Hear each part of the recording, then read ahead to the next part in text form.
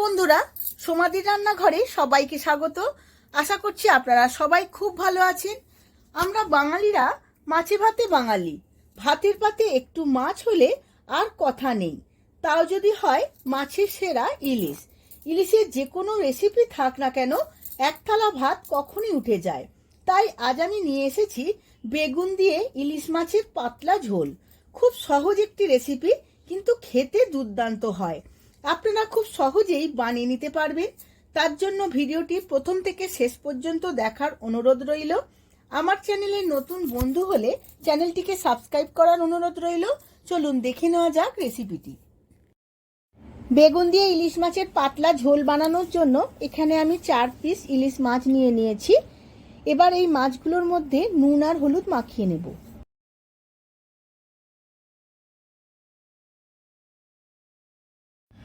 নুন আর হলুদ মাখানো হয়ে গেছে। এবার 10 মিনিট রেস্টে রেখে দেব। কড়া বসিয়ে নিয়েছি, কড়ার মধ্যে দিয়ে দেব 4 চামচ সর্ষের তেল। তেলটা গরম হয়ে গেছে। এবার আগে থাকতে লম্বা লম্বা করে কেটে রাখা বেগুনগুলো ভেজে নেব। এইভাবে একটা একটা করে তেলের মধ্যে দিয়ে দেব। বেগুনগুলোর মধ্যে অল্প একটু নুন দিয়ে লাল লাল করে ভেজে নেব।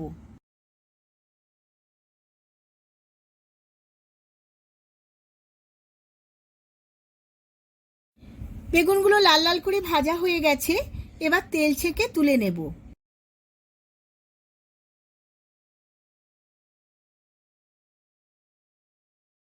ওই একই তেলে নুন হলুদ মাখানো ইলিশ মাছগুলো ভেজে নেব।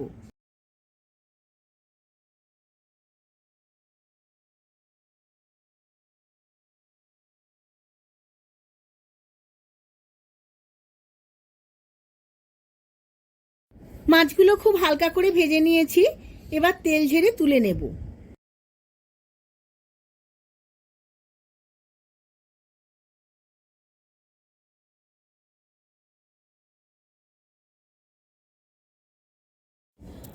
ওই একই তেলের মধ্যে আরো কিছুটা তেল দিয়ে নিয়েছি। এবার এর মধ্যে ফোড়নে দিয়ে দেব 1/2 চামচ কালো জিরে আর দেব 5-6টা চেরা কাঁচা লঙ্কা। কালো জিরে আর কাঁচা লঙ্কা খুব ভালো করে তেলের সাথে ভেজে নেব। আর এর মধ্যে দিয়ে দেব 1/2 চামচ লঙ্কার গুঁড়ো, 1 চামচ হলুদের গুঁড়ো আর দেব 1/2 চামচ জিরের গুঁড়ো। আর খুব ভালো কালার আনার জন্য দিয়ে দেব 1 চামচ কাশ্মীরি লঙ্কার গুঁড়ো। অল্প একটু ভেজে নেব। এবার একটু জল দিয়ে খুব ভালো করে মশলাটা কষিয়ে নেব।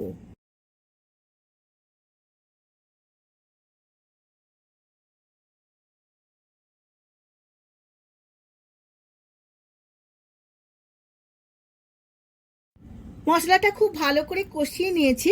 এবার দিয়ে দেব এর মধ্যে পরিমাণ মতো জল। এবার একটু ফুটিয়ে নেব জলটা দিয়ে। ঝোলটা খুব ভালো করে ফুটে গেছে।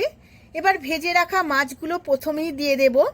এখানে আমি জলটা একটু বেশি দিয়েছি, মাছ আর বেগুন সেদ্ধ হয়ে যাওয়ার পরেও যাতে ঝোলটা অনেকটা থাকে। এবার ভেজে রাখা বেগুনগুলো এক সাইডে দিয়ে দেব।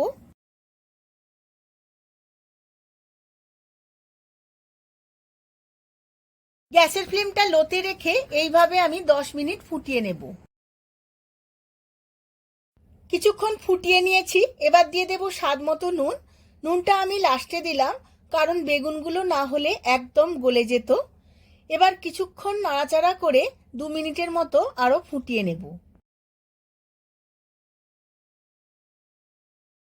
বেগুন দিয়ে ইলিশ মাছের ঝোলটা আমার একদম রেডি হয়ে গেছে।